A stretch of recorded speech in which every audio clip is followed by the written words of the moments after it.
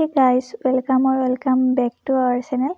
আজিৰ ভিডিঅ'টোত আপোনালোকক মই এই কাপোৰযোৰ কেনেকৈ বনাইছোঁ তাকে দেখুৱাম। তো যদি ভিডিঅ'টো চাই ভাল পায় তেতিয়াহ'লে প্লিজ লাইক কমেণ্ট শ্বেয়াৰ কৰি দিব আৰু চেনেলটোত যদি নতুনকৈ আহিছে তেতিয়াহ'লে প্লিজ ছাবস্ক্ৰাইব কৰি দিব।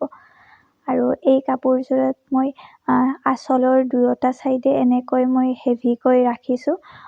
আৰু এই কাপোৰখিনি মই অফলাইন কিনিছোঁ। থান কাপোৰ হিচাপত মই তেনেকৈ কিনিছোঁ মিটাৰ চিষ্টেমত। তো এই কাপোৰযোৰত মোৰ এই কাপোৰটো 5 মিটাৰমান ইউজ হৈছে। তো তেনেকৈ মই এই কাপোৰটো ফেঞ্চিৰ পৰা লৈছিলোঁ। যিকোনো কালাৰতে এভেইলেবল হয়।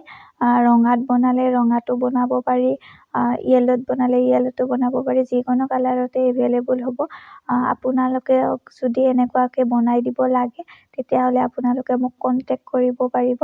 মই কণ্টেক্ট নাম্বাৰটো স্ক্ৰীনত দি দিম। আৰু ব্লাউজটো হাত দীঘলকৈ বনাইছোঁ তেনেকৈ। আৰু মাজৰখিনি প্লেইন ৰাখিছোঁ আৰু এইখন হৈছে গোটেই চাদৰখন।